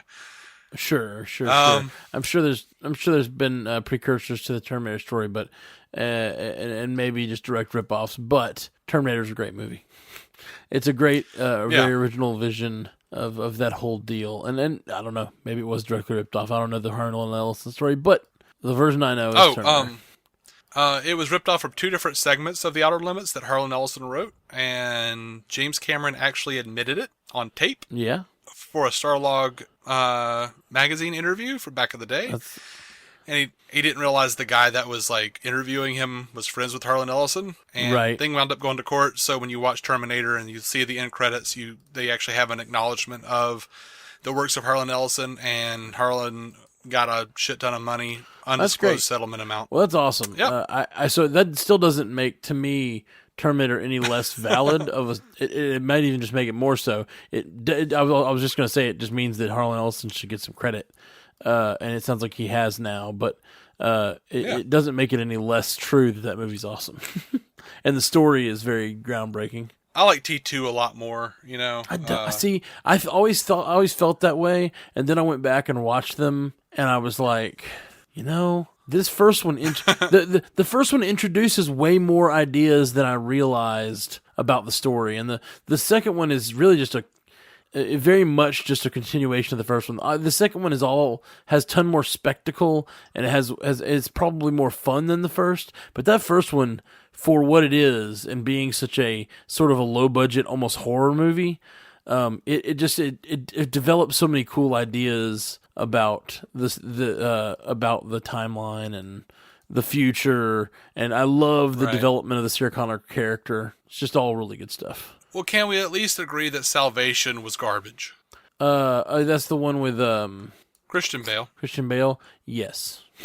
Yes, we can. All right. Oh, good. I'll fight you on 3. I love 3. Yeah. I actually like 3 better than 2 and 1. Three's great. I love 3. It's the ballsiest ending of all the series, for sure. Absolutely. So I'm glad you're there with me. But yeah, I love number 3, and it has a lot of cool, great spectacle and great fight scenes. A lot of stuff that makes Terminator. The only thing about 3 is I don't feel like it has nearly the amount of heart that number 2 does. See, I don't know. I really love all the stuff they play with her being the one who sent him back, and the fact that like he was already dead. Like, there's a lot of weight to that. That's interesting, and the fact that this it is kind of the father figure that he remembers, but it's not. It's not even the same way. It's actually the guy. This is actually the robot that killed him. Like, it's all. Yeah. I don't know. It's all interesting, and I just. The if it doesn't have heart, it has balls, because the end of the movie does such a crazy thing that I'd never seen I've never seen a movie end that way. I've seen a lot of movies start that way, and I've never seen a movie end that way. Yeah. Really, they're just like, oh wait, yeah, they failed because they weren't supposed to win. But the Terminator fulfilled his role. Yeah. The Terminator won, and lied to them, which we didn't think he could do. I think 3 is such an underrated movie. It's like 12 Monkeys, but with hope. Yeah. It's a great. But then Salvation is garbage, like utter garbage, and the other one's kind of a mess, but. Genesis is kind of a mess, but I enjoyed it. Yeah, I did too, and they didn't do a good enough job of explaining. They didn't do a good enough job of explaining some of the sci-fi elements to me, like, and not even that they had to explain the elements, but like certain. And to be honest, it's been a while since I've watched it, so I can't even remember. But we actually covered it on Pursuit of the Trivial, and me and Spencer went and saw it, and we're like, wait, why? So if he could go back and do this, why didn't he just go back and do this? There's a lot of those kind of questions in that movie where, like, I'm not sure all the motivations here make sense. And the Terminator 1 and 2 and 3 are just really clean, simple stories, and at the heart of them, they're just chase stories. But it's kind of like Mad Max in that way. Where you just have it's a simple story, but it's the what you build around it that makes it interesting and cool. Mm-hmm. Yeah. Yeah. Ironically, the Terminator movie with Matt Smith would be the one that is as jumbled and incoherent as a Stephen Moffat story. Right. Yeah, that's the thing. I think that that Genesis got timey-wimey on me, and the Terminator movies were never timey-wimey. They're always like, we're just here to do this thing. And this is a clear motivation that we have. And it's hard to tell any other kind of story, because you do. In any kind of media where you have... They're always trying to walk the line between you can change the future and you can't change the future.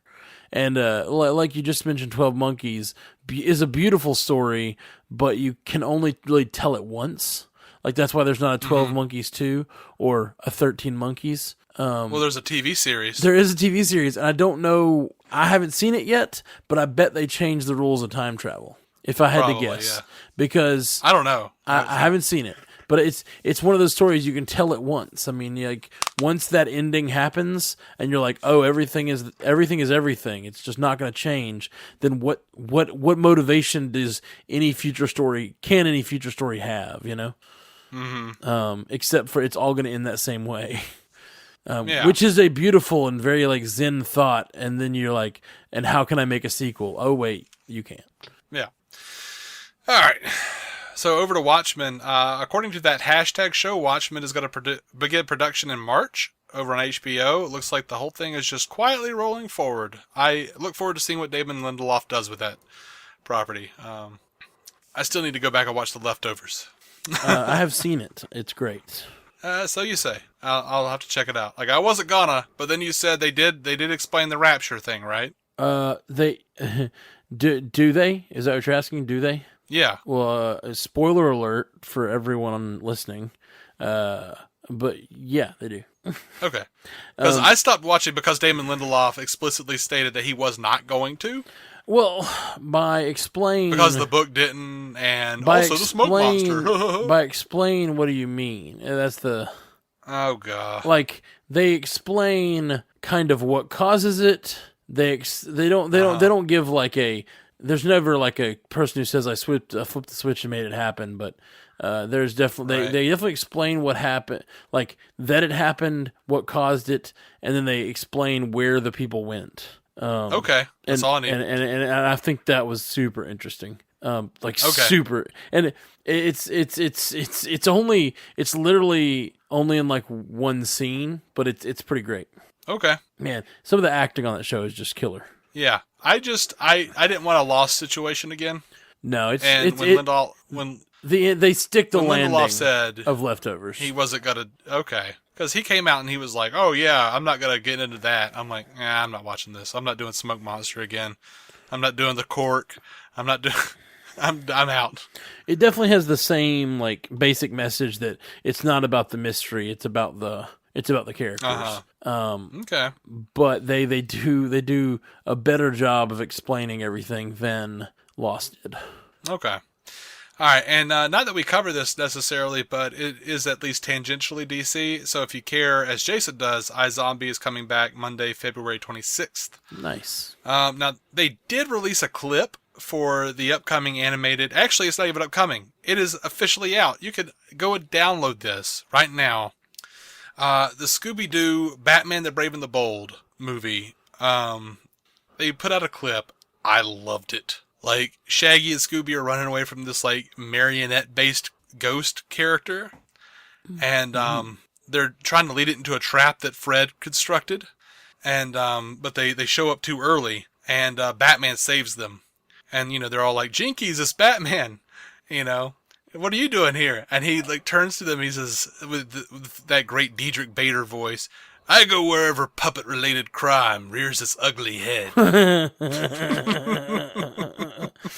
I still haven't seen Batman Brave and the Bold, and I regret it. It's so good. You showed me a few episodes, and it's like I just never am in the mood to sit there and watch it. But I've wanted to see it for a long time. It's really funny, and good, and it'll make you cry and make you feel things for the Batman. You know what I mean? It's a solid show. Okay. And this looks really solid too. There's a great bit where he's like, "You need to leave this to professional mystery solvers. You kids need to go home." And Daphne goes, "Nobody calls us kids." And Shaggy goes, "Actually, a lot of people do. And usually with the word meddling attached to it." It's solid, man. It looks good. Awesome. Also, they're releasing Teen Titans, the animated series, complete first season. And it's available for pre-order now on Blu-ray, WB, the WB shop, and Amazon, and Walmart. And it's going to be released January 23rd. I'm excited about that. Awesome. We have a little bit of feedback in the TV section. Dr. Steve, our buddy from Weird Medicine, says, "Loving Ralph Dibny on The Flash. Also a non-Speed Force villain. Great season. Parentheses, I'm behind." I am not caring for Ralph Dibny. Talking about... being reminded of Jim Carrey. But, I want to. I love the elongated man. But, yeah. You're not caught up to that, are you? No. Though, Matt? No. I'm not caught up on the TV stuff. I just couldn't do it this season so far with the album coming out. By the way, I've got an album coming out, everybody. But yeah, the album comes out February 1st, and I have not been able to do pretty much anything else except for the amount of promotion and work that I'm doing to get ready for that has been pretty intense. Even the MCU cast. I'm putting this album out at the exact same time. Jeff is moving to Tampa, and so these few months that we've not been able to cast nearly as often as we normally do. Because normally I would like put in the extra work to find a guest host and make some shows happen, but because I'm in the middle of all this, I can't even make that happen. But we're casting tomorrow, so that's exciting. But that's yeah, good. MatthewCarrollmusic.com. If you guys want to check out the music, I would really appreciate it. Yeah, it's solid stuff, guys. Yeah, I'm very excited. Sounds good. Thanks, man. Yeah. All right, and if anybody heard last few weeks ago when we did it the last show, we've had holidays and sickness and everything. I started a change.org petition to get Brent Clark of Fans Without Borders to watch Firefly. So far, 151 people have signed as of this recording. And he did send me a picture of Firefly on his iOS device and said, just thought I would point out that I have not gotten this still. So he's being a dick. But he's only hurting himself. Yeah. I'll put a link to the petition if any of you guys want to listen. Want to sign. Yeah, do it. Go sign it. I signed it. Yeah, you signed it. I love you, Brent. You're a good man. Salt of the earth.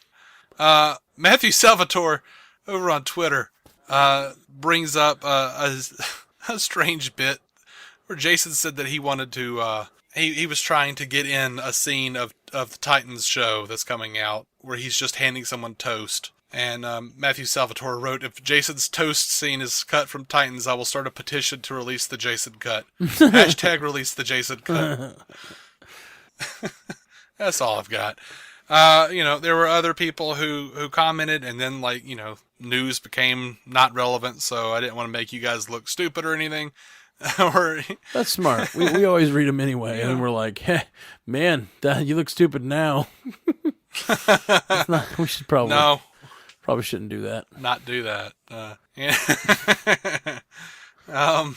But yeah, thank you for everybody that goes out of your way to leave us comments and reviews and all of the good stuff and interacts with us over on Twitter. We have a lot of fun on Twitter.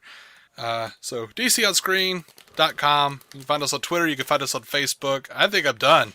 Matthew Carroll, thank you so much, sir, for coming in and lending your opinions to our show this week. Yeah, no problem, man. Anytime. I'd love short notice too. I always love to be on it when I can. Just let me know if you ever need anything again. If you guys want to find my stuff, MCUcast.com, where we do the Marvel Cinematic Universe podcast. We talk about everything Marvel Cinematic Universe, which is super fun. And if you want to know my music, is at MatthewCarrollmusic.com. 2 T's, 2 R's, 2 L's. MatthewCarrollmusic.com. We're really so excited about the album coming out, and I hope you all can check it out. You can actually already pre-ordered on iTunes. You can hear one of the sample track on iTunes now, and you can pre-order it, or you can pre-order it the physical CD at MatthewCarrollmusic.com, and a T-shirt. Yeah, man. T-shirt looks good. Friend of the cast. T-shirt looks phenomenal. Spencer Roeder designed everything. Yeah, it's my brother-in-law. Yes, your brother-in-law. He's did a killer job on the design of both the album art and the T-shirt. Yeah, so, Spencer's a good man. Real good man. Salt of the earth. Scholar and a gentleman. One day me and Spencer were riding around town, and for some reason we kept going, well, you are a gentleman and a scholar, sir. A gentleman and a scholar. And then we've been doing this for about a week. I don't know. It's just a weird running gag. And then we were driving down the street, and we saw Sammy's A Gentleman's Club big sign. And I don't even remember which one of us did it, but one of us was like, I wonder if they accept scholars. Love Spencer. Oh. Check out SpencerRoeder.com, which probably isn't a thing, but it should be. I mean, the last time I checked it was. Oh, yeah? It used to be. It used to be. He's one of the only people that has a name that can get his actual, SpencerRoeder.com. Oh, nope, it's gone now. Oh, it's no. Gone now. Spencer, what are you doing? You're selling shoes and handbags now. At least that's what it looks like on mine. I don't know. It's probably one of those randomly generated pages, but yeah, it's just trying to sell. Yeah, he used to have a blog, but he almost never did anything with it. So. Right. He still is on the Pursuit of the Trivial podcast, even though that just barely a thing, and not really a thing for a long time now. I don't know if he's mentioned it. We're actually starting a new podcast together. Really? Kinda. We're doing a very short run. He's helping me out, is really what it is. I'm starting the Matthew Carroll podcast, which sounds a little silly. But it's basically just to go with my album. It's an album, kind of an album release podcast where we're going to do a podcast about every song on the album and kind of talk about the writing process and the recording process and all that stuff. But it's kind of cool because me and Spencer, did the Pursue the Trivial for so long, it's kind of getting the band back together there. And if we enjoy it and if we're having a good time, we might keep doing more with it. Because it's just my name, we can kind of do whatever we want. I was thinking about it. I was like, there's a lot of times where I just want to do like a random cast about something because I just want to get it off my chest. Like I want to talk about Last Jedi, or I want to do this or that. And I don't have since the MCU cast isn't really a good place for that. If I just have the Matthew Carroll podcast, it'll be like when I do music stuff, I can like release it on there and I can talk about it. But when I'm just like randomly wanting to talk about Last Jedi in the middle of the night, I can hop on there and have like a random conversation with anyone else. So it's going to be kind of cool. Yeah. So he's going to help me out with that. Well, you guys could check out Pursuit of the Trivial at pursuitofthetrivial.wordpress.com. Yeah. And right now, if you go over there, you could probably see some nice advertisements for Kohl's selling bras if you're lonely or something. And yeah, Pursuit of the Trivial was a great show, and it kind of just became like Spencer calling people and recording the phone call. Toward the end there, yeah. Got real weird, but it was really enjoyable, and I was one of those on Olympic Ignorance Part 2. I was on a few episodes of the show when it was actually in its prime. But yeah. I was on an Olympic Ignorance one. And the funny thing was, I think he was upset at me because I knew too much about the Olympics for some reason. I don't follow it, but he called me like, "Hey, I'm gonna make the Olympic Ignorance," and the whole point was like none of us know anything about the Olympics, and then he called me, and I was just like, happened to know too much for some reason. Yeah, he did like a whole arc: Olympic Ignorance Part 1 with our friend Nick, and Part 2 with me, and then Part 3 with you. Yeah, I thought he did one with his brother too. Did he not? He's done a lot with his brother too. Not with the Olympics, even though they did mention it, and I think talked a little bit about it. I think I'm actually going to bring Pursue the Trivial over to my network on our server, Blog Talk. Oh, nice! Because I wish you would revive that show. And we might do more with it. Once this album's out, I can do a lot more stuff. Probably, I hope my life frees up a little bit and I can do more things. I've been, this album's allowed me to do a lot of the creative things I wanted to do. But now that it's done, it's like, it's pretty much consumed this entire year, has been nothing but making this album. And maybe if I do that every few years, the rest of my life, but on those off years, I hope to be able to pursue some other things, Mm-hmm. So, yeah, man.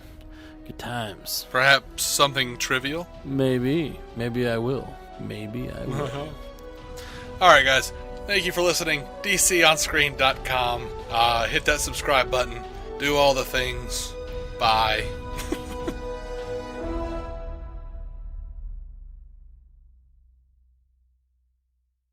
Our opening narration was from Dan Jurgens' The History of the DC Universe, Part 3 of 10, as featured in DC 52, Week 4. It was performed by me, David C. Robertson. Intro music by Jason Goss and Michael Shackelford. Michael's band, Future Elevators, could be found on Spotify or future-elevators.com. Our introduction was performed by Effie Oppelders of the fantastic podcast Stealing the Remote, which lives on SoundCloud. It can also be found on iTunes and Stitcher. We are proudly in partnership with TV Time, the TV show calendar and social media site that lets you keep track of what you're watching, what your friends are watching, and where you all left off. DC On Screen is a maladjusted production. Visit maladjusted.tv for more from me and Jason, including sketch comedy, an improvised web series, vlogs, parodies, and more.